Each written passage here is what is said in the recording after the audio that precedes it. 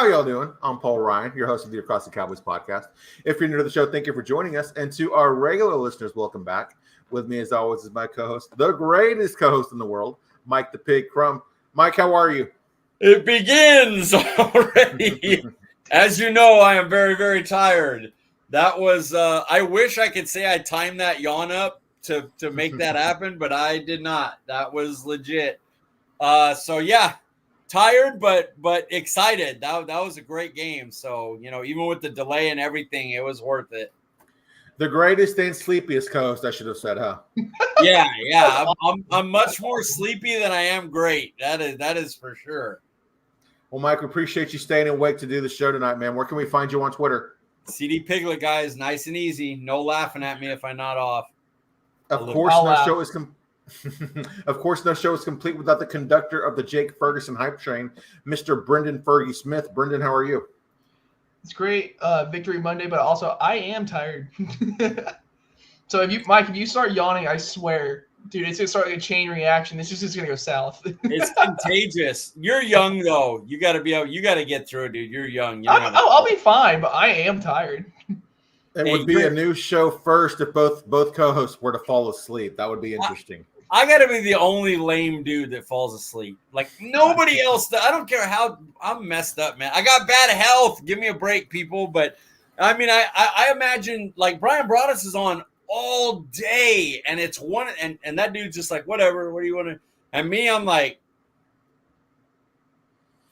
it's terrible. Yeah, I know. I saw Jeff Kavanaugh's tweet saying that Broaddus is up till like 1 or 2 in the morning, watching some film like the All 22, and then he hops back on a show at 9 a.m. to talk ball with him. So shout out to Brian Broaddus, man, the legend.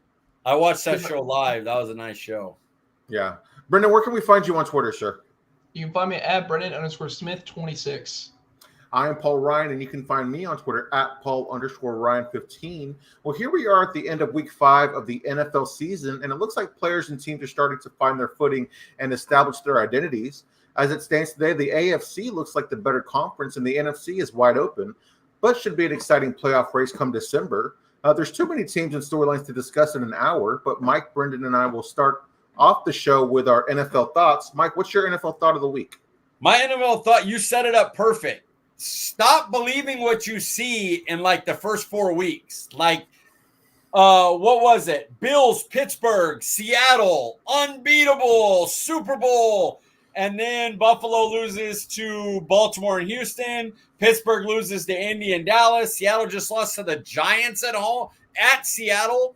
And on the other end, like Baltimore was dead. Dallas couldn't stop a nosebleed. They were getting killed by Saints of Baltimore. Atlanta was no good. And then we know what Dallas did. Baltimore beats Buffalo and Cincy when Burrow's going off at home, and they still beat them. And then Atlanta beat the Saints and Tampa Bay. So it's like, remember that this is preseason stuff for a lot of teams, and a lot of teams got all offseason to build up. Like, a great example is the Saints. The Saints looked unbeatable. Kubiak's offense is unbeatable. And now you're kind of watching them going, they kind of run the same shit. Like, and after 4 weeks now, teams are kind of like, we know what you're doing, dude. You gotta switch it up. So just remember that the first 4 weeks is just getting things settled. Then people get tape on you. Then things adjust. And the good teams will bubble up to the top. So don't go crazy over anything so early. Brenden, what about you? What's your thought of the week? Man, are you a struggling AFC team? Can I interest you in a Joe Flacco? My God, dude. What? Real.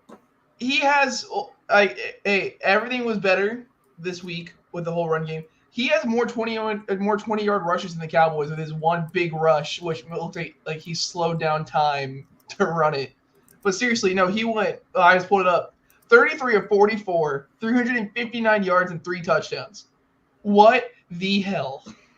Like, dude, Joe Flacco, man, Browns were awful. He helped them get to the playoffs last year.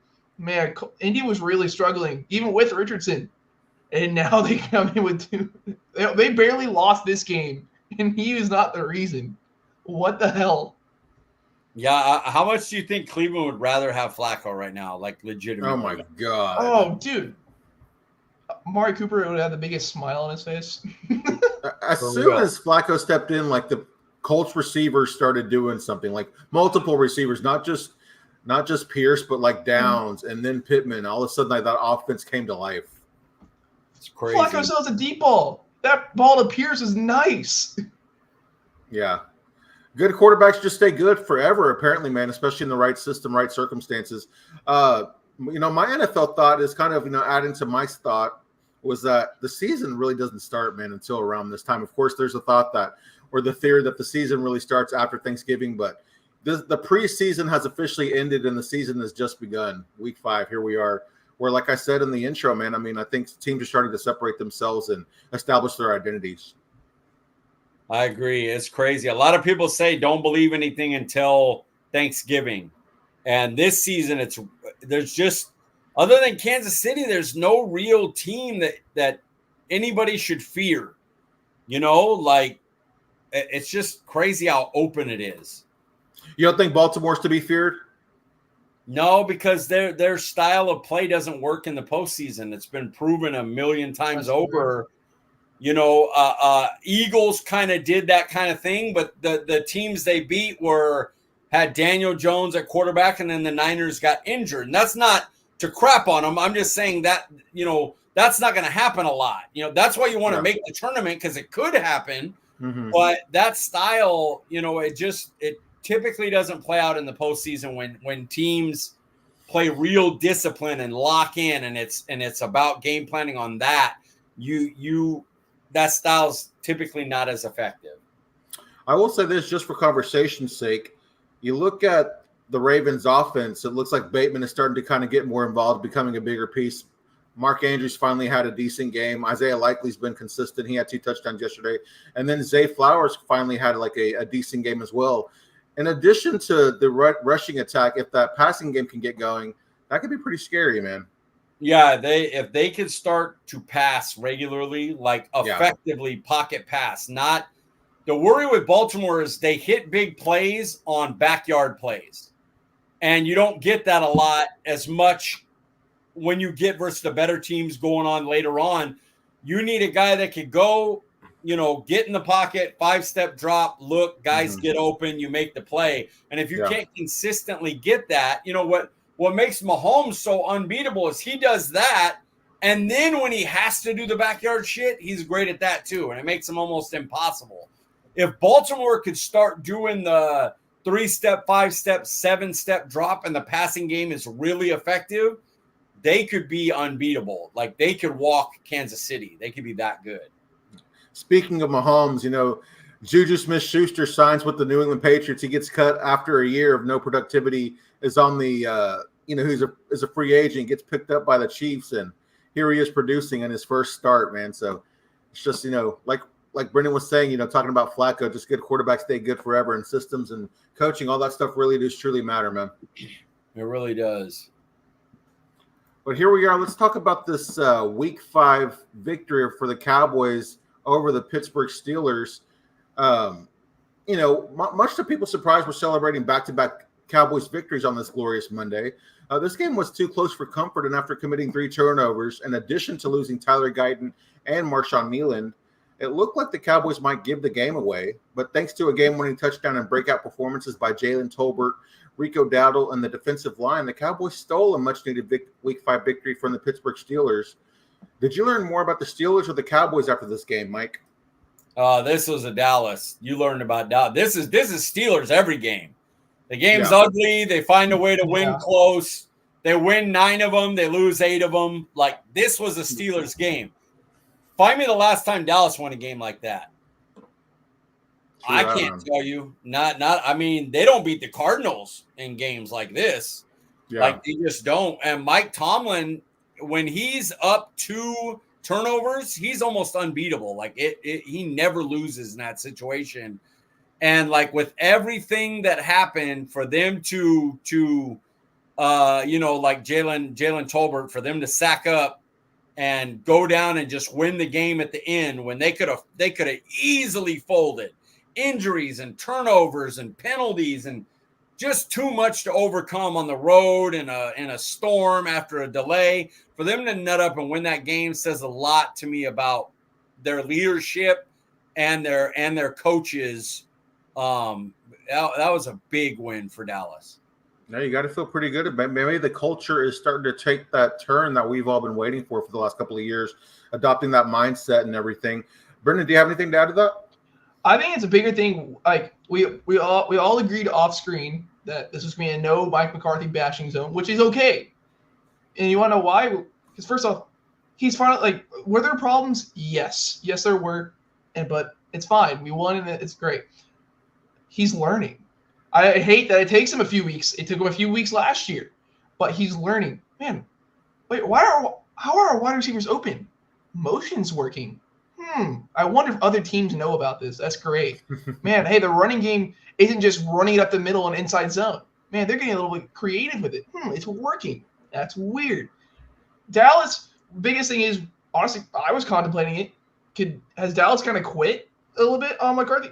No, they're all hyping up, screaming in the locker room. Dak gives him the game ball because the team around him still loves him. Dak Prescott, this is not a random thing, but Saturday night, he even went to Mike McCarthy's parents' house because, he's from the area and all that. Like, they do love him. And that's just, I bash him, and I know I do.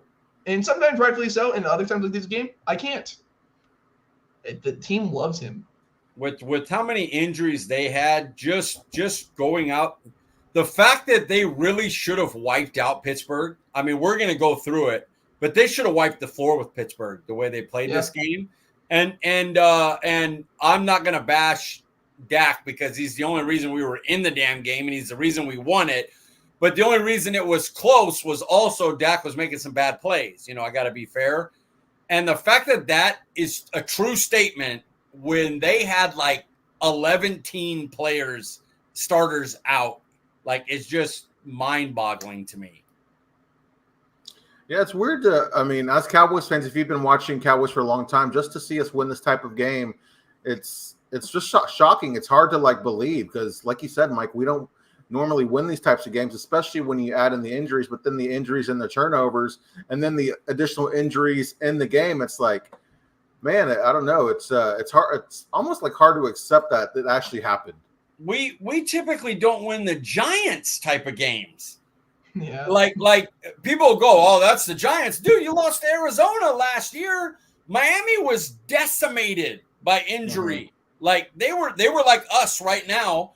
And we went and lost that game at the end, gave up the last thing. They just don't win these types. They'd have got annihilated the last 2 years in this game with all those injuries and all those turnovers. I don't believe for a second they don't lose that game by 20 points. And they stuck in and found a way to pull it out at the end. Like it was impressive. And Mike McCarthy deserves that credit because he does get bashed a lot, and rightfully so. I mean, he just doesn't run a modern enough offense. But he picked it up this week, which is why the offense looks so good. And the way he's able to get next man up is better than I've ever seen. Yeah, absolutely. Yeah, I can't agree with that more. Brenden, was this the first complete game of the season for the Cowboys? I'm going to say no, because it was still very sloppy. You still had over 11 penalties accepted, which pisses me off to no end. Dak Prescott, we held him to such a high caliber, and he played down to here. He played hero ball, and he looked up and it worked out. But some of those interceptions, you just got to go, Your offensive line didn't play great. Malik, you had two easily dropped interceptions with Overshown at the end of the game. Malik Hooker had that one right in his hands. I'm like, dude, that I know they punted later, whatever. Dude, that's an interception. That changes momentum there. Doesn't happen. So the game wasn't perfect. So no, but it did go in the right direction. Yeah, Mike, what about you? Anything to add to that? Nah, he nailed it. Blocked kick on special teams, dropped interceptions. They've missed a lot of tackles again on defenses. I'm not going to complain about the defensive performance. I'm just pointing it out. And then the offense with all the red zone turnovers and problems. Yeah, it was all three phases helped you win the game. It was complete in that sense. Right. But all three of them had a lot of mistakes. Yeah, very missed fair. tackles were down though from the past 2 weeks. The past 2 weeks has been atrocious. Yeah, it went from like it was like not great up from god awful. Yeah. Yeah, but seeing that those opportunities for turnovers is kind of starting to show itself, got to feel like a game with a lot of turnovers is coming, man. I wish it wasn't like Hooker needs to make the turnovers. Like I know Dio dropped one. Carl Lawson didn't fall on the ball. I can live with that. But Hooker and Diggs and Tank when he's healthy and those guys from Quinn's system need to continue to make those plays. Yeah, definitely. Was this Mike Zimmer's best game since he joined the coaching staff, Mike? Easily. Yeah. I mean, that he just didn't have players. He didn't have anybody. When Kneeland goes out, honestly, I'm just like, what is happening? Like, yeah, because you watch the replay and you're like, really? We lost him on that. Like, nothing happened to him. He was just on a crappy field because of the storm, basically. But, like, it was just a random, like, you stepped wrong or your cleats stuck or something like that. And it was just ridiculous. And for them to go out and hold Pittsburgh, who the week before went 300 yards passing, averaged over 7 yards a carry, 2 of their 3 guys. The other guy averaged 6.7 yards a carry. They had Pickens with 100 yards. Like, they put up a lot of yards on Indianapolis last week. It's not like they're inept. Yeah. And we had nobody basically and shut them down. So it was impressive. What do you think, Brenden? Anything to add to that? It was the most impressive game, but still, it's the Browns week 1 game. It will be the most complete because that's when we thought everything was great for the defense. We're like, dude, this is it. We have our shutdown. And then, of course, that that's just a flash in the pan. But that was the game that was like, oh, dude, we got something. Did we learn? We don't. It was all a lie. But, no, this game is a lot more impressive. Yeah, it's crazy to think about what we did that week 1 against the Browns, and then we have Baltimore and Saints, and you're like, what is this team?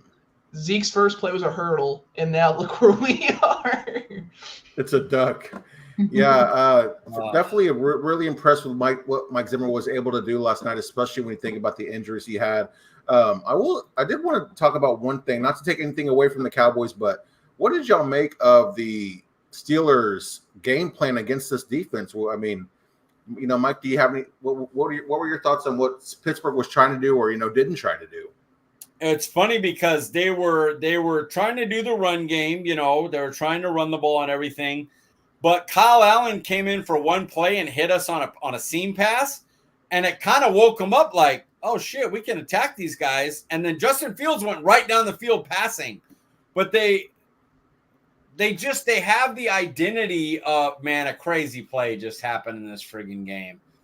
The identity of the team is run the ball, play defense. And so I don't know. It felt like confusing to them where it was like, damn, they're really going after our run. Do we want to continue to do this and it's not working? Or do we want to go with this way? Like Justin Fields just went down the field on him and scored. And I think it hurts their mindset of like, what are we going to do? Because we're supposed to be run the ball, play defense, and it just wasn't working for them. Yeah, but what were your thoughts on the Steelers' approach in this game? I don't know whether to take it more as Dallas was ready, even though we've shown that we are not usually ready, or is this the ineptitude? But I don't think Pittsburgh has that good of an offense, to be honest. If you watch film, Pickens wasn't trying. His routes were so lackadaisical, dude. He was jogging it. I feel like I could run a better route, and that's just saying because he wasn't doing anything. Diggs made it weird. Yeah, and so did Jay Lou. Yeah. So did Jay Lou. But Jay I feel like sorry. No, you're good. I was gonna say Jay Lou was having like a career year. Sorry. I'm sorry, Brenden. I was just gonna say they at significant portions of the game they took Pickens out because of because of just what you said, Brenden. Yeah, but he put it on his face. I'm always effing open, and then you do that. Like he first off, phenomenal talent. Like George Pickens is a dude, like, in this league. And I completely understand. You just checked yourself out. This game is completely winnable. You have a practice squad player on the right side of Diggs. Like, if you try to get motion, maybe you don't follow because maybe Dallas is running zone here or whatever. But you just don't try. So I'm just going to go full. It's looked bad on Pittsburgh just because of their effort.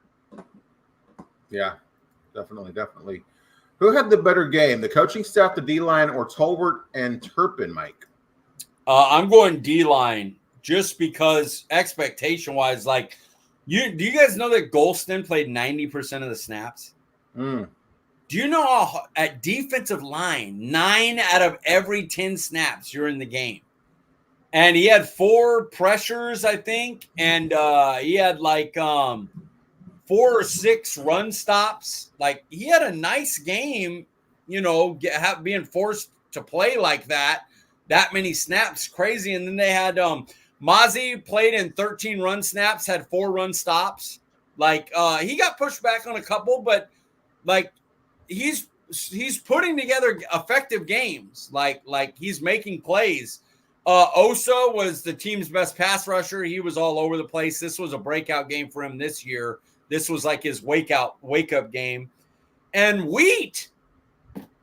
My God, man. Wheat played really well, man. Even the penalty, like, I understand he launched up at him, but they didn't hit him in the helmet. Like, it wasn't like a dirty play. Like, if they wouldn't have called that, nobody would have been like, oh, what happened, and fined him or anything. Like, he didn't hit him with his helmet.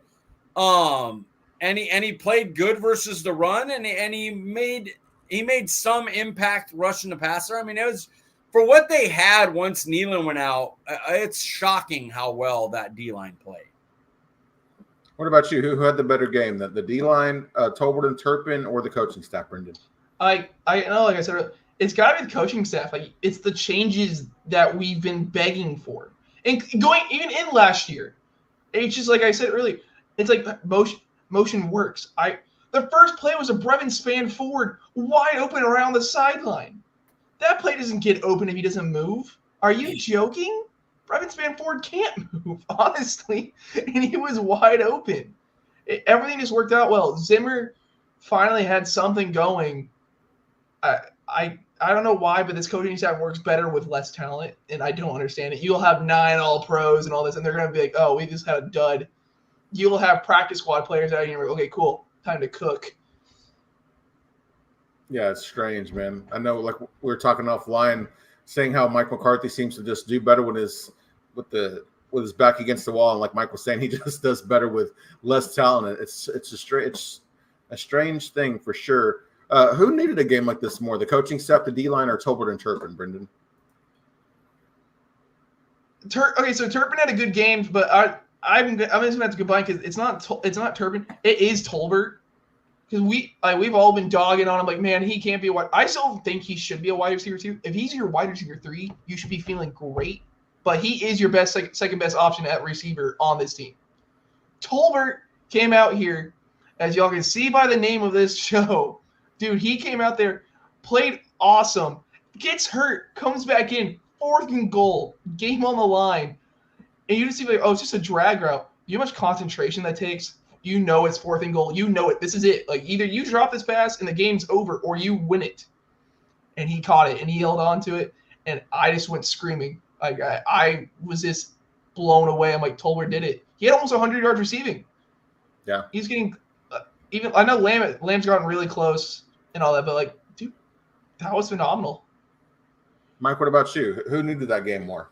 Coaches for me. On 1-year deal, basically every week that Brenden was either on or supposed to be on, the Brendan's bashing was going to be McCarthy or Zimmer, and they're on 1-year deals where, like, they could be quit. Like, if they lose this game, then you got to go Detroit, San Francisco. Like, you're 2-3 weeks away from the team being like, this is over. We're a bunch of 1-year deals, 1-year coaches. We're not going to go killing ourselves. This thing's done. And to come out and them actually perform too, not like it wasn't, they weren't a part of it. Like, they did the right things, and the team obviously didn't quit on them. So, yeah, coaches for me. Yeah, that's kind of where I was leaning as well. I thought the coaching staff needed a game like this just because it seemed like things started to click with the defensive line, the defense overall, and the offensive line and the offense as well. So, yeah, I will agree with the coaching staff. A bigger breakout performance, Rico at RB1 or Tolbert at wide receiver 2, Mike? Okay, so I'm going to go Rico here. And the reason is because they played the Steelers' number 2 run defense. And while they only averaged 3.5 carries overall, he averaged 4.4 yards a carry. And if you can do that against the number 2 run defense in the NFL, that's impressive. Add to that, when Tyler Smith was at left tackle, Rico Dowdle averaged 5 yards a carry. He had 15 carries for 75 yards with once Tyler Smith moved out to left tackle and Bass moved in at left guard. So 5 yards a carry on that defense is nasty tough work. So I'm going to go him, even though I wanted to cancel him out for that fumble at the 1. I wanted to say, nah, he almost lost the game and Tolbert won it. Yeah. And like Brenden said, that when they did that crosser, he had to go underneath Lamb, which took him out of the end zone, and then going straight, leaning up enough to get himself back in the end zone, but staying on a straight line so that the guy can't come and knock the ball away from him, the defender. So impressive. They both had impressive breakout games, but I'm going to go Rico because I think the run defense of the Steelers is like a special unit, and to do what he did versus them was really impressive. Yeah, especially when you think about we lose Tyler Guyton and we just haven't really been able to establish a run, and then to go out and do it with the not necessarily a makeshift offensive line, but dealing with some injuries on the offensive line in game, that was pretty impressive. Who had the better breakout performance for you, Brenden? It's Rico, and it's not even close. Tolbert played phenomenal.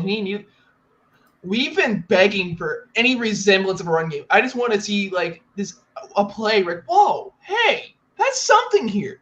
We've had one explosive play on the run game this entire season so far. Rico had 3 in this game. Rico had 3. He had over 100 total yards from scrimmage. Dude, when is the last time we've even sniffed close? Like, the fumble, yes, that is brutal. It is brutal. But also, that was the most perfect time. I think it was Spillane at linebacker. I forgot who. But perfect helmet to ball. Like, if you couldn't draw that better to be able to hit the ball out. But he showed so much juice. I'm sorry. Zeke is not the number 1 back. Please, for the love of God, stop. Like, oh my God, but he get with Zeke's amount of attempts, though, what can Zeke do? Not this. Zeke is your short yardage guy. He should have been on the goal line. But in this game, you can tell he was hurt. You can tell Zeke was hurt. And this is why, Paul, I said earlier, we will be talking about Zeke, because if you talk about Rico, you're going to end up talking about Zeke. But he may not even be when we came into the year with Zeke, it was pass protection, short yardage, give some relief when Rico's needed. And now it's kind of pass protection's Hunter now. Hunter Lemke has been the third down running back. So that's your typical pass protection guy. Even though Zeke's done it fine, it's been Hunter on third downs. Short yardage, it's been Hunter often, and they left Rico in at the goal line this time. I kind of think Zeke's your emergency guy now. He's like, oh, yeah, you'll get a handoff every once in a while. If something happens to Rico, who's been injured a lot, at least we know Zeke knows the offense. Zeke knows the protection. We could have him play, and he could take the ball 15 times, and he may not run as well, but he knows what to do. He knows our system and everything. I think that's his role now. He's a locker room leader, and in case something happens to Dowdle guy. I think that's all he's got now. Yeah, we didn't even talk about Rico's receiving touchdown, too. Like, that was, for a running back, that's not an easy catch. I just looked at him like, our first touchdown of the game is a Rico receiving touchdown, but it wasn't a screen. What? Dude, he did something, man. Like, he showed something tonight, which we haven't seen since Tony Pollard. He's definitely exceeded expectations early, just when you think about the way this offensive line has kind of looked and how our run offense or rushing attack rather has looked early in the season. Nice to see to get him going. especially, man, when, if Tolbert is starting to break out or, starting to be a guy with the addition of Turpin and then, of course, CeeDee Lamb and Ferguson, just having that added element to take pressure off of Dak.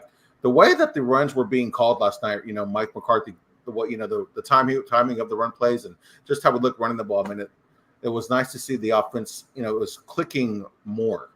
Calling duos. Terrence Steele is a great duo run blocker. He may not do anything else at a great level, but his duo blocks are excellent. It baffled me that this is the first game all year they've been running duo runs, but let's go. You're 3-2 now, and here comes Detroit and San Francisco. And if you can find a way to split those two, I love our schedule going forward. I'll survive if you can beat one of those two teams. And if you're going to beat them, you got to run duo. The shit you were doing before, one-on-one, the line cannot hold up. Is it crazy to think that San Francisco almost looks more winnable than Detroit does? Yes, because Detroit's off a bye, and against San Francisco, we're off a bye, but it's up here. Can they do it up here? Are they beat already up here? We'll see. That Detroit game, man, it's gonna be a fun one, man. I don't, 2 weeks ago I thought it was gonna be a blowout. Now I'm like, this could actually be really close. I feel like we could actually win this thing. No comment. We'll talk about it later. We will get into the previews. Does Turpin do more for the offense than Cooks can at this stage of his career, Brenden? Okay, so they're asked to do completely different things. Does Turpin have more straight line speed? Yes, he does. He's been doing that since college. And that's why Turpin's returner and all that. I love Turpin going. That seam shot was beautiful. I'm like, that's what Turpin's been needing. Not these short intermediate routes. That's not what Turpin is. Cooks is being asked, can you run a stop route, please? Can you please catch this? Hey, I know you're 5'10" and you're really not built that big. Can you please go make these big boy catches? So he's been being misutilized. But if we're talking about go balls, it is Turpin, because Turpin can get over the top and get through the safeties, which is what we need to get CeeDee Lamb the ball more. And you see what happens. Turpin can be a weapon. I'm not just saying that because I have a jersey in my closet back there. I'm saying because his speed is dangerous.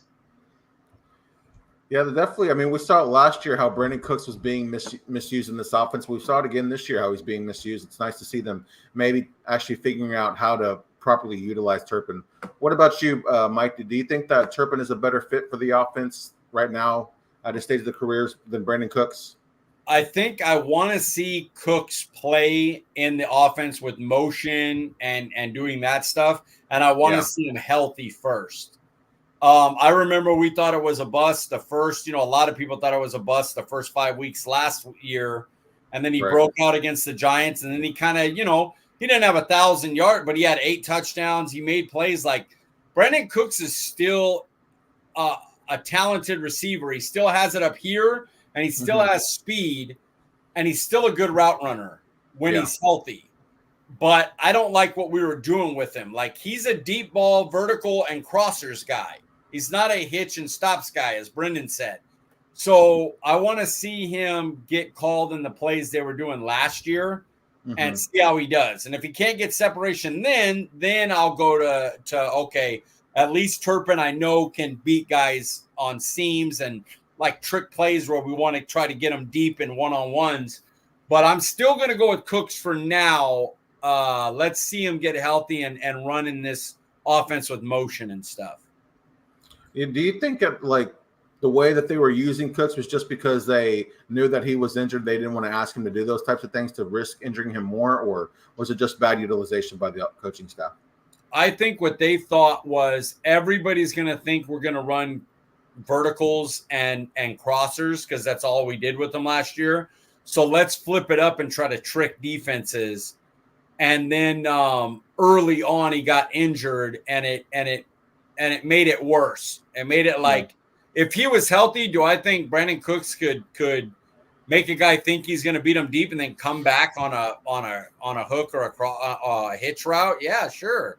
But with the leg messed up, it just didn't work out. And so I'm hoping when he comes back, it gets back more to put him in the crossing routes, put him in the vertical routes, and let's see what he does. Overall, was this game a Dak haters game or a Dak fans game, Brenden? That game winner makes it a Dak fans game. Because I'm gonna be honest, because like I said, we hold Dak up to really high standards. He was potentially getting close to bashing just because the penalty, just because not the penalties, the turnovers, they were bad. Did Steele get murdered on that strip? Yes, he did. But Dak did hold on the ball for quite a long time. Was nobody open? Probably, because it's still this offense. And that interception on that deep ball. Why? It's 1st and 10. We just need to get yards here. Why are we talking about a deep ball? Dak should have changed out of it. And then that one is CeeDee Lamb. You can say it's miscommunication. Who knows? It's still, you got to know. But that game winner, he leads you down the field. You're needing a score badly. It's 4th and goal. We're not going to talk about the Rico fumble where Dak dives on it. I've seen a lot of Cam Newton jokes, and it makes me laugh. It's great. But I thought T.J. Watt had the fumble. I'm like, no, that's how we lose. Rico gets punched, and that's how it happens. And then Dak goes 4th and goal, dot to Jalen Tolbert. So no, it turned into a Dak's fans game. You agree to that? Do you agree with that, Mike? I agree. It's a fans game. And I will say I saw the play with where Dak was stripped. Still his fault. Still has to hold on to the ball through the hit or get out of there. But everybody was covered. That play was perfect. If he threw it, there was nowhere to go. That said, if you're hit, you got to hold on to the ball or you got to see that it's covered and try to get out of there. You know the pass rush you're facing. So I still put that on him. Obviously, both interceptions were really bad. So if he would have lost, this would have been a haters game for sure because he kept them in the game. This should have been a blowout. On the other hand, he's really the only reason he won the game. They weren't running for a long time. They were passing everywhere. He was keeping in the first half. It was pass, and he was moving up and down the field. How would you like 350 pass yards on a top 5 defense in Pittsburgh in the middle of a storm that just went by? He did well, but it came down to did he win or lose the game? If he won it, hey, we survived the turnovers. We had a ton of yards. We moved the ball all over the place. If he would have lost it, it should have been a blowout, but he kept giving points away in the red zone. They won it, so it's a fans game. Yeah, I don't have too much to add to that. The win cures all, as they say. How important is it that Dak sees players like Tolbert and Turpin make plays so he gains confidence in them, Mike? I think it's enormous for Dak. I look at T.Y. Hilton a couple years ago. He was open all game in the Niners playoff game, but he never looked towards them because he didn't have that. He didn't have that time, that repetition with him. Flournoy, everybody was like, "Here we got mini Dez out there, right?" He didn't even get looked at the whole game. He had 10 to 13 snaps, something like that. Most run plays, but Dak's not looking at you like that. Tolbert in his rookie year got a few throws at him. Ferguson in his rookie year behind Schultz, didn't get a lot of looks. You have got to, over time, you've got to show Dak you could do it, and then you become a thing for him. And Tolbert, this game, this season is where it's coming up, where he's becoming the number 2 guy over Cooks even. Cooks injured, I understand that, but he has been statistically the second guy, behind Lamb. It takes time for Dak to build that repertoire. So getting games like this for Turpin and Tolbert will only give him more ammunition to want to find him later on. Yeah, what about you, Brenden? What are your thoughts on that? Well, Mike said it perfectly. The only thing I can add to is just an example.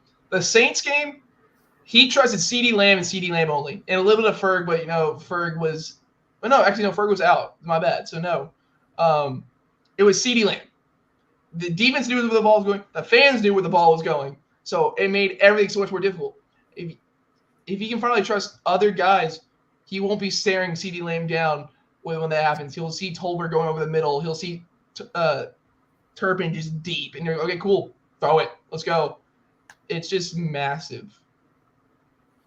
Yeah, when we had Amari, Gallup, and CD, all we wanted was for those guys to go off every week, and it never came to fruition. But to think of Dak having multiple options, having a guy like CD, having a guy like Fergie, and then just somebody like a Turpin who can take the top off it's pretty exciting to think about, man. Yeah, if Turp can become a big play guy, and Tolbert hit a 48-yard pass in the game, amongst the game winners. So, Dak's known. Cedric Wilson, Michael Gallup, Jalen Tolbert, CeeDee Lamb's a special player, but he built up with Dak. Ferguson, Dalton Schultz, Randall Cobb was with Aaron Rodgers doing nothing for a year and a half. Came to Dallas, almost had 1,000 yards. Left, went to Deshaun Watson, better than Dak guy at the time. Did nothing. Dak is good at developing, this with his receivers. Yes, sir. Yes, sir. How much confidence do you have in the offense moving forward, Brenden? It's like I've said, they're moving in the right direction. But are you actually going to maintain this? Or is Dallas going to do what they usually do? They're going to show you what we can do. It's like, hey, you want a little sneak peek on what our offense could be? Here it is, and we're gonna go right back to being archaic. I was kind of laughing earlier because we're talking about McCarthy, talking him up and all this. Then next weekend and next Monday, we're gonna be, dude, what was that? And we're gonna go complete bash mode. We're gonna be like, hey, everything's fine. To no, you're dead to me. So I gotta see more of it. So I'm nervous. Mike, what about you? I'm pretty highly confident. I think the last two games they should have blown out their opponents. Yeah. And they're like this last game, if Dak's not turning the ball over, they drop a 2-score victory, 2-touchdown victory on Pittsburgh in their house, 3-1 team. And I also like the work they do at the bye weeks. And so they got a 10-day bye for the Pittsburgh game and looked better. And now after Detroit, they're going to have their bye week. And if you guys remember last year after the bye week, that's when they took off. So I like the idea of them coming in, starting to step up, starting to get in rhythm. And now here comes the bye week. So I'm pretty highly confident in the offensive side of the ball starting to cook.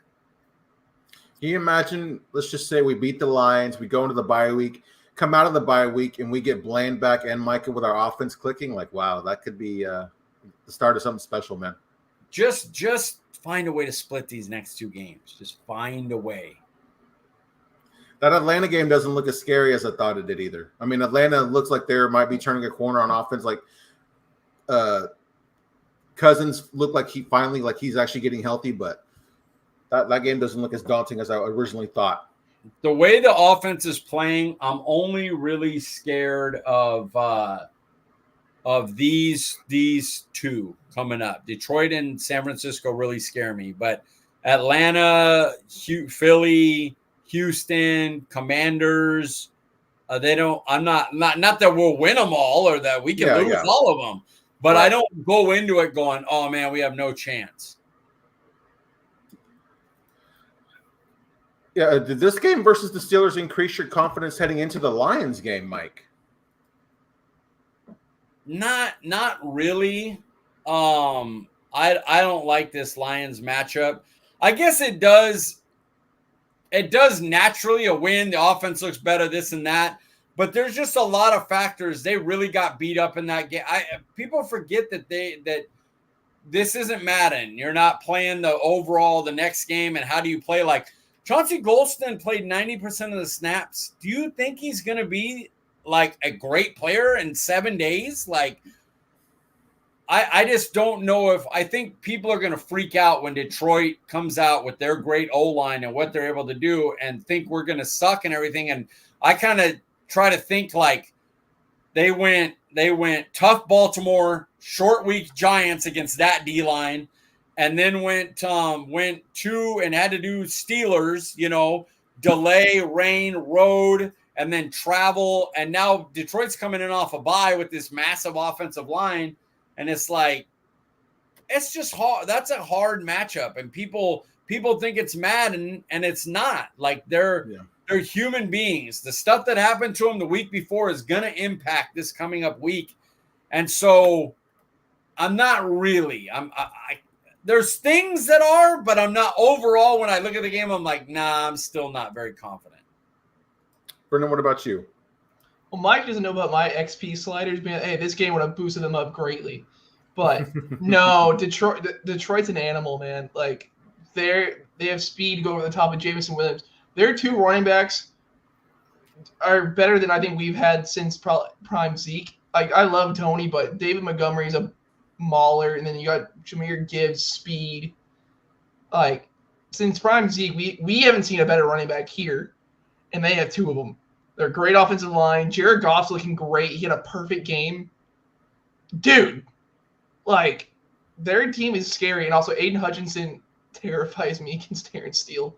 I remember he beat Tyron last year, and he almost legit took Dak's legs out. Like, I'm like, oh, this could be a season-ending injury. But Terrence Steele catches him as he goes down for the sack to make sure Dak doesn't get hurt. So, no, it doesn't give me much confidence because they're two completely different teams. That's fair. Is Dallas too beat up to compete with the Lions, do you think, Brenden? Well, I do. Like I said, their team is completely different, so I would agree. But this is what I feel like what could happen just because I've seen this narrative before. So Dallas is winning some hard-fought games. Detroit is a game they don't win. Like this is like 99% of the seasons you get blown out. It's what happens. They're a better team. We're gonna win. And then it's gonna be you're gonna go into the bye week. Oh, dude, I'm feeling it, dude. 4-2. What's up, Niners? Oh, okay, we got our ass kicked. Well, back to the drawing board. So I could see us winning, and it's like upset of the week, but nah, man. Yeah, that's fair. That's fair. What about you, Mike? Do you think the Cowboys are too beat up to compete with the Lions? I do. As of right now, I definitely do. The thing that's funny is I was thinking the same thing, Brenden, except for like, you know how like if you go through the games, we could have easily blown out the Giants and Pittsburgh. And my thought process was if we blew both those teams out, we for sure would get annihilated by Detroit. Like my mindset thing is like one of the reasons we'll have a chance against Detroit is we haven't won a home game yet.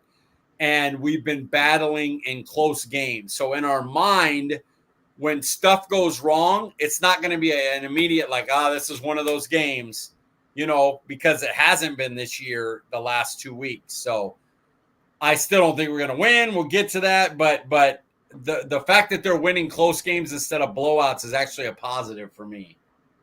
Definitely. Outside of quarterback, what advantage does Dallas have in this game for you, Mike? Better wide receiver one and better DBs, I believe. The Cowboys have. From there, that's about it. Exactly. Yeah. What about you, Brenden? I got the same. I want to say Ferg just because you know what? I'm going to take this time real quick just because I'm itching to talk about the clutchness of Jake Ferguson. I'm sorry. If he was used more early on, he'd be great. He's the most quietest 70-yard games, man. He's just like, I don't think Ferg did much. He had 6 receptions for 70 yards. Where the hell did this come from? Because he had clutch third down catch. Like, oh, crap, that's 5 yards down the line. Okay, that's a first. And it just kept happening. So I want to say tight end. I feel like it's a wash because Laporta is that guy as well. But I'm sorry, I had to talk about Ferg at least a little bit, man. He's just been so clutch. Do you want to know why Ferguson's not getting work like we thought he would get before? It's because he has to help block on every fucking play before he goes out. He basically chips every time. No, that fourth down play, he chips, and he was on the ground because he legit just threw his body, and he just was on his ass. Yeah, Ferguson had 3 first down catches last night, man, and that's so huge. And then, like you were saying, Mike, he's out there blocking, but he still finds a way to have 6 receptions for 70 yards. Such an underrated tight end, man, among not only NFL players, but in the fantasy community as well. For all of our fantasy listeners out there, Ferguson is like a cheat code for just a solid weekly start. Just cut that guy immediately. Like, why? Nothing. You're not talking about Ferguson, obviously. What's going on in the game, Mike? Ferguson's awesome. I'm watching the Saints game, and Derek Carr takes a shot and throws like a ball right between the guy's hands, deep ball, and it goes right between his hands. And I know it's hard. Like, look, when you're an NFL wide receiver, like cooking's hard until I've done it a bunch of times, and now you can throw anything in front of me, and I'm like, you're an NFL wide receiver. If you can't do this and the ball's right between your hands and catch it, like, what are you doing? Like, yeah. See, if Mike was talking about Jake Ferguson there, y'all would have seen live the end of Mike and I's friendship. It would have been done. It would have been done. There is no talk of cutting Ferguson. He might be my favorite player on the team. Oh, wow. Bold statement dude, he's there. so good. He's so good. I love Ferguson so much. If we only had to re-sign one, I'd re-sign Ferguson over Deron Bland, who went to Fresno State, where I'm from, where I've lived my whole life. He's an all-pro cornerback. You would have 2 all-pros, and I would be like, hey, listen, Deron, I like you, man, but we're keeping Fergie is what we're doing. Dude, a Fergie hurdle to a touchdown, I wouldn't be able to talk. God, it's being like catatonic state just from this. I don't even know. Yeah, well, so what's more worrisome in this matchup? Hutchinson versus Steele or Detroit's O-line against our banged-up defensive line, Brenden? Well, I'm going to combine the O-line and the running backs versus our D-line. Hey, we were fighting our hearts out against the Pittsburgh and against the Giants. Like, the linebackers were moving. D-line was trying everything. Dude, that offensive line with Penei Sewell, Taylor Decker, and like I talked about Jahmyr Gibbs, he's so fast. And then you see David Montgomery murder someone against Seattle. And I mean murder. I mean, no, you actually died. That makes me terrified. That's the correct answer. Yeah, I wrote down Steele because he's looked awful against better competition. But yeah, Brenden, you hit the nail on the head there. If Carson plays, does our secondary at full strength make the Lions' offense one-dimensional, Mike? It's you have to be able to rush Goff, and I don't know who we're going to have to pass rush him with that offensive line. If Goff can just sit back there, he just went 18-18 versus Seattle's secondary, which is not bad. Like, that is a damn good secondary. So no, it's going to be up to you've got to rush Goff to impact their pass game. Brenden, what about you? Well, the better question is, who is Diggs guarding? Because Jameson Williams deep ball scares me. So is Diggs gonna be on him because you're gonna have like J. Lou on Amon-Ra, or is it gonna be Diggs just following Amon-Ra all around the entire time? That's the big. Carson, does he help? Yes, he does. But it's all about that deep ball. It doesn't matter. Ben Johnson's a creative and good offensive coordinator, so Diggs will end up on the 3rd or 4th wide receiver, and Owarie and J-Lou will have to deal with St. Brown and Jameson Williams. What's going to end up happening? Why would you say that? I don't trust our safeties at all. I don't trust our safeties to guard the deep ball at all. There's a reason why he's going to be a head coach next year. Fair. Yeah. If Dallas can limit their Lions' run game and score touchdowns in the red zone, is that enough to win this game, Mike? You still got to pressure Goff, I think. If Goff's allowed to sit back there, even if their run game is not great, he's good enough to pick you apart. If the minute you pressure him, he becomes a problem at quarterback. But if you don't pressure him, he could be as good as Dak is. So no, you have to be able to stop the run and pressure Goff and be good on offense. Like, Detroit is an animal. They're going to take a complete game. Brenden, what about you? Anything to add to that? Mike said it perfectly. Dak has to put on his Superman cape. As usual. Do you like Dallas' chances more in a shootout or a low-scoring game, Brenden? It's got to be low scoring. It's got to. Did Tolbert have a great game? Yes, he did. Do I really trust all these weapons? Mainly if Fergie's blocking, and then you have CeeDee Lamb being double covered, basically to go in a shootout. Not at all. No. Even if Cooks is here, they underutilized Cooks. It's whatever. He kind of is a non-factor, which makes me sad. But no, the shootout would make my heart drop. Mike, what about you? A low-scoring affair or a shootout? I'm with Brendan. I'm actually doing an article about a way to like survive the game, and it's basically about controlling the ball. Control the ball, keep them from having a lot of opportunities to lean on your defensive line with their offensive line. You know, make it a game like you did last year where you beat them 2019. Like, make it something like that, and you have a shot. If Detroit gets into the 24 to 30 point range, you're going to lose. Crazy to think that was the final score, 20-19, when like as exciting as that game was, how low scoring it was.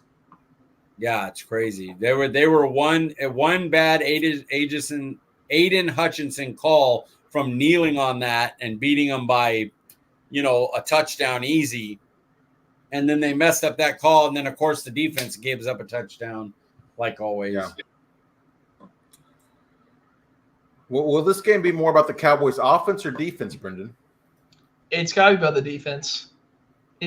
I think Dak will find ways to score because he always does. Even if he has mistakes, he'll find ways to score.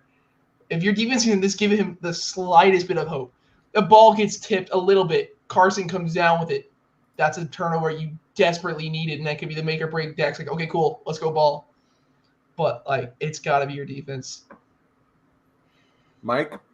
I'm saying offense, and the reason is they've got to be able to control the ball. Like, they really got to be able to, we got to do like we did against them, 15-play, 7-minute drives, get the ball in the end zone, try to make it a very limited 6-7 possession a piece game, and the offense, kind of helps the defense survive.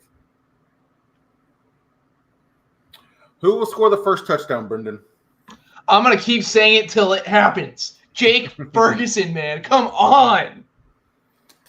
Yeah, still waiting for that first one. How about you, Mike? Montgomery. David Montgomery. We're not going to be able to tackle him.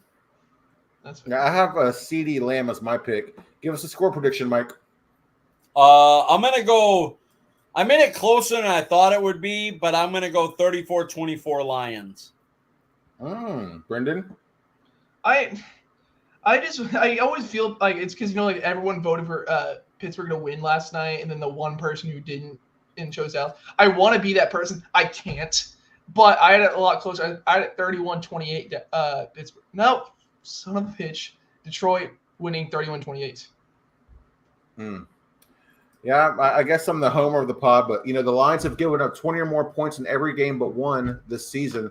Coming off a bye week, playing on the road in a difficult matchup, I think this will be a mini shootout, 27-24 Dallas. I think they give up 20 points every game this year. Nope, they didn't. They gave up 19. I'm not sure who they were playing that week. But, okay. No, not close to 20, but not quite 20. Gotcha. My bad. All right, Mike's view from the sidelines. Have your feelings on Tolbert changed after his breakout performance?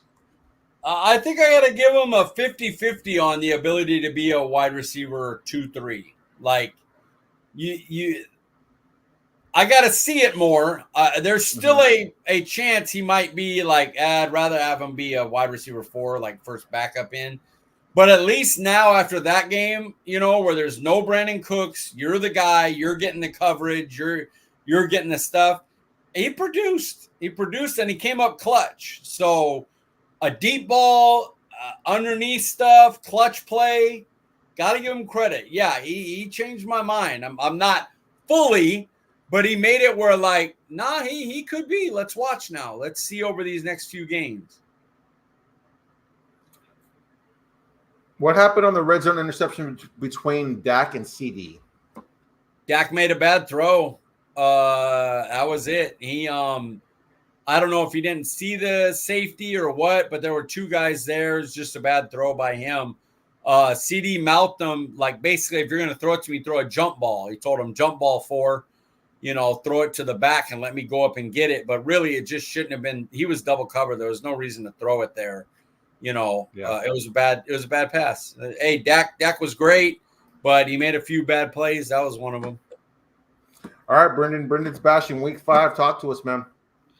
So, like we already said, Mike McCarthy's free. Dak saved himself with a game-winning touchdown. I'm going to go with this front office and injuries. We've done nothing. And we signed Carl Lawson to the practice squad.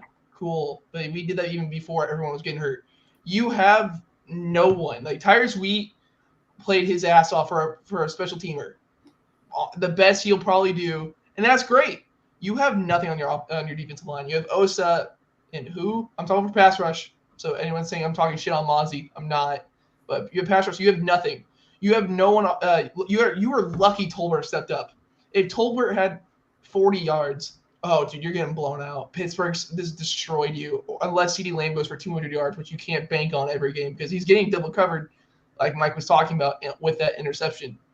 So it's just there, and it had to do with injuries, and they're just hoping next guy up is going to be a Pro Bowler when you know your roster isn't that.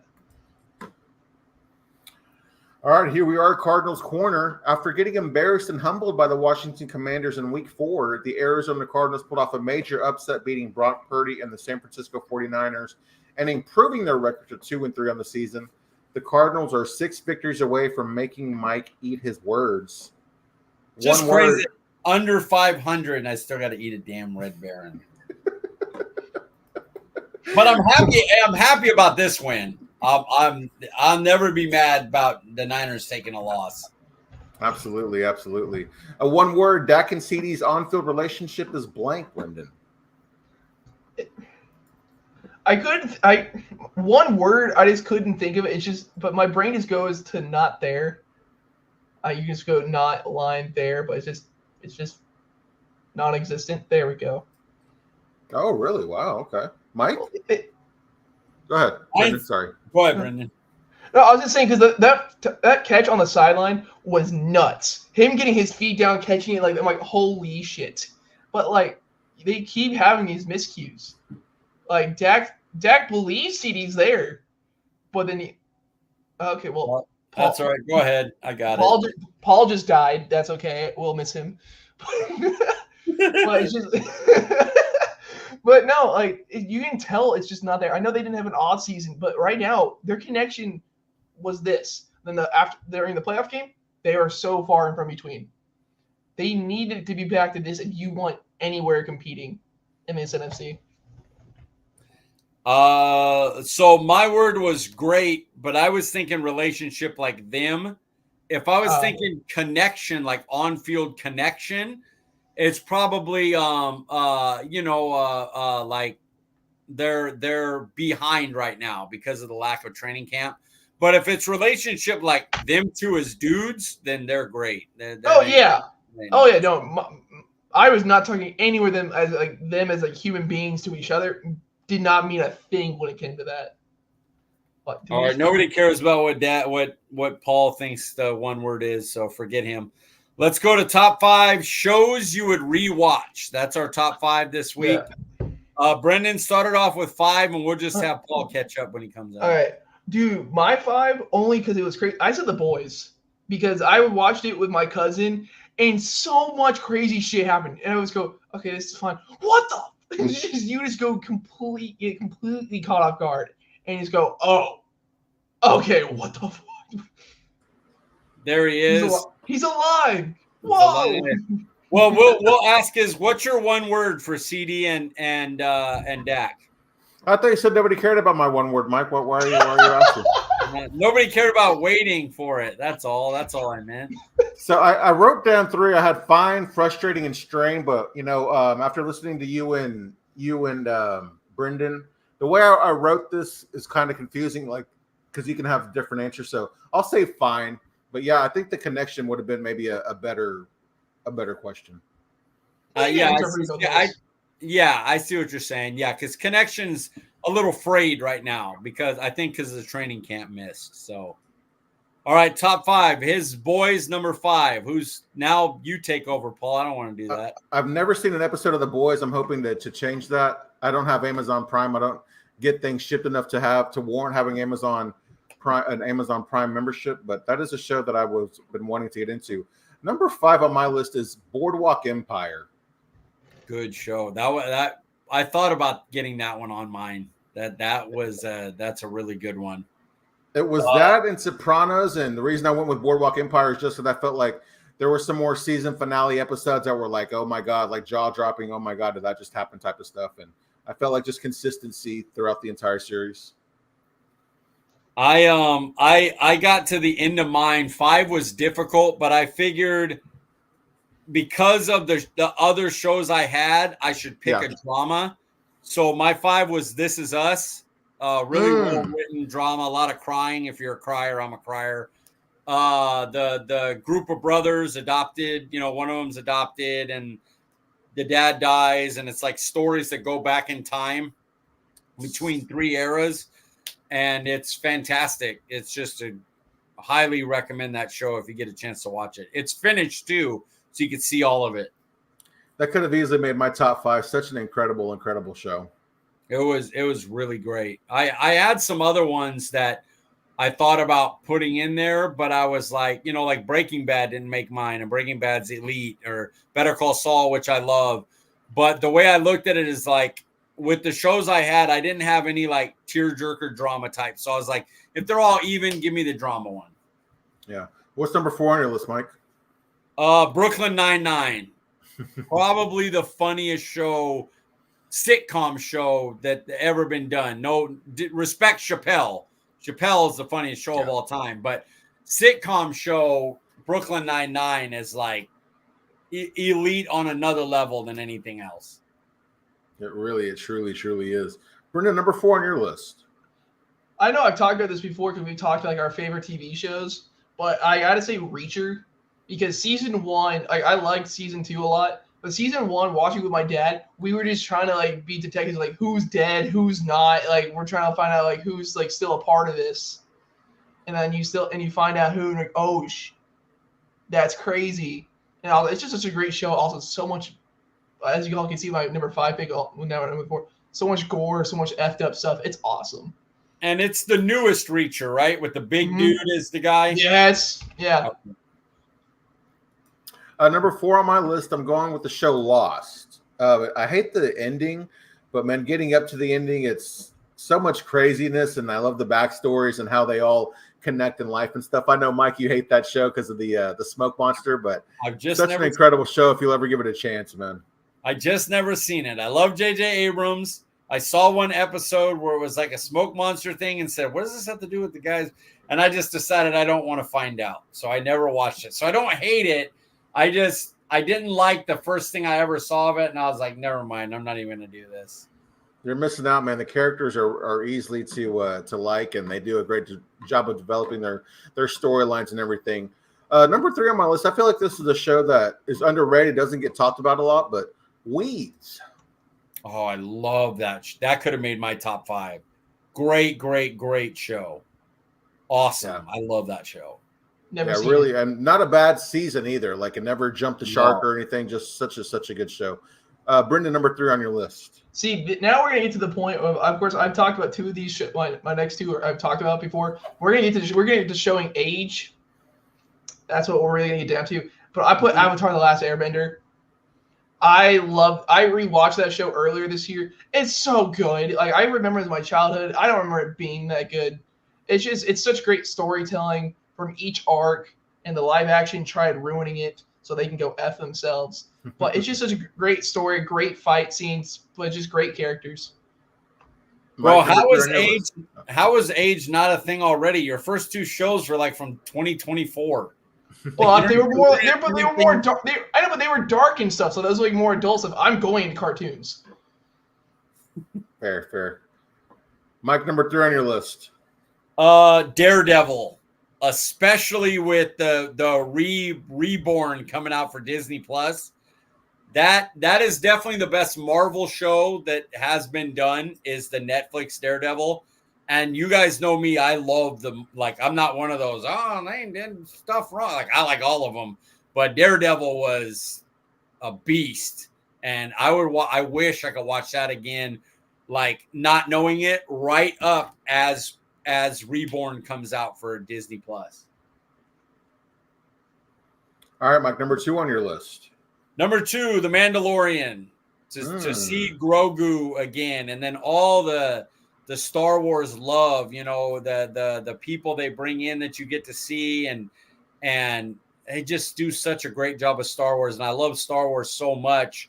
And I love Ahsoka. That was really great. I love Bad Batch.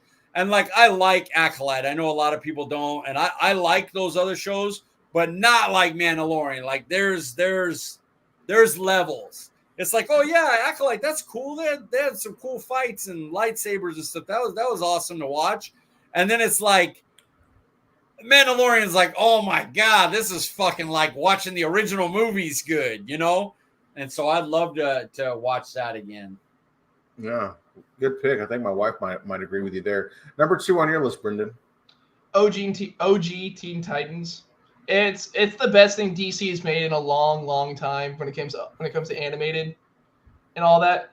It's what could have been. They got canceled because Cartoon Network stopped funding them because we want to go to more kid-friendly stuff. And I'm it's great. It had gruesome what you can be for a kids cartoon show. But it had more serious parts, and then you'll have really joking. Dude, they're fighting a tofu monster. They were trying to take over the world. Okay, cool. Batman would have laughed at that stuff and was burned it alive. But it's just so great. The characters. I think it's the best Robin we've ever seen. Because it's Dick Grayson. Agreed. Cyborg was a bad A. Actually, everyone had their moments of being a straight up badass. And then with Slade being one of the most evil characters you'll ever see in cartoon, he's the quintessential when you hear the voice, oh shit, things are about to go down. And it's just awesome. That's a good Mike, choice. number 2 on your list. I did too. Oh, sorry. Number 2 on my list, I went with this was pretty difficult because I could have went with Parks and Rec. I could have gone with Brooklyn Nine-Nine. I even thought about New Girl, adding her somewhere, or adding that show somewhere on this list, but I went with the classic, man. Number 2, The Office.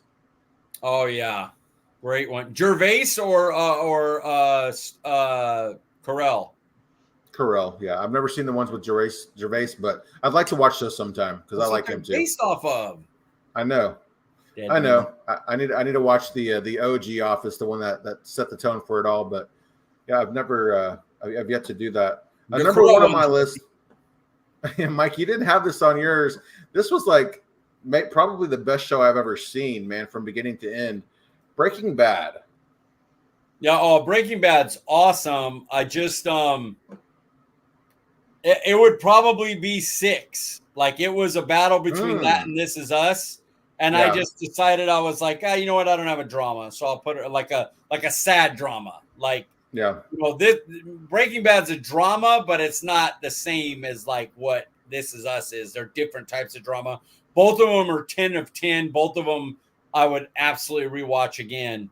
And Better Call Saul is equally as good. That's what makes that amazing.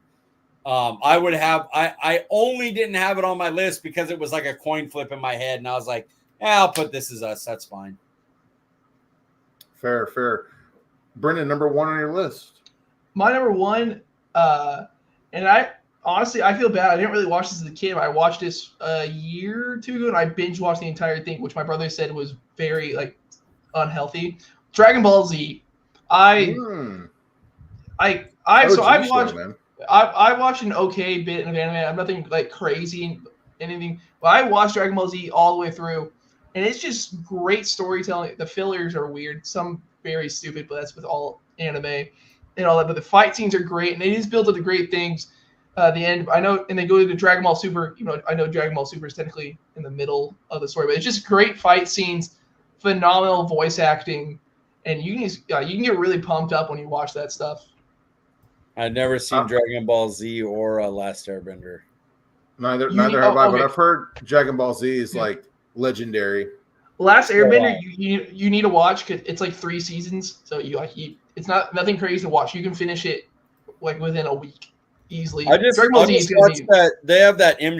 Night Shyamalan movie or whatever. No, Mike, you are a horrible human being. Horrible. I'm going to say you are a horrible human being. You're kind of dead to me right now. All right, Mike, here we are, number 1 on your list, sir. Anybody that's watched this show should know my number 1 is going to be The Shield. Am I being called a nerd, Mitch? Yes. Am I the one? Yes, absolutely. I don't know what you're talking about. I am not a nerd. I have no idea what you're talking about here. I have glasses, so I'm definitely a nerd. Oh, Shield is with Vic Mackey. They're kind of like not great cops. They're great cops, but also very dirty. So it started all the Breaking Bads and all that stuff.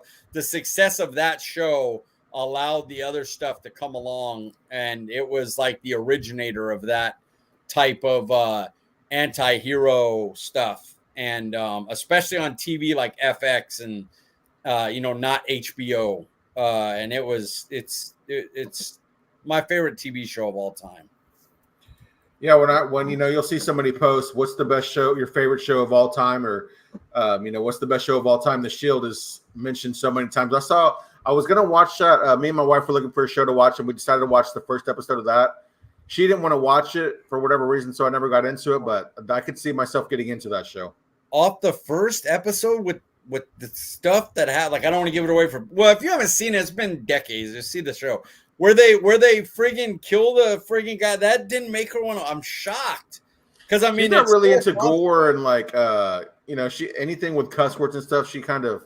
Oh, okay, yeah, that's not the show for her. You should show her The Boys then. You should totally show her The Boys. Yeah, right. Invincible. Oh, you're right on that one.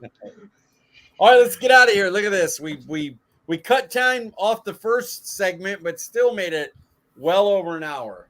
Yes, sir. Yes, sir. Brenden, before we get out of here, where can we find you on Twitter? Brandin_Smith 26. Mike, let the people know where they can find you. DD Piglet, guys, nice and easy. Guys, I'm Paul Ryan. You can find me on Twitter at Paul_Ryan15. We appreciate you joining us, and we will see you guys next week. See you.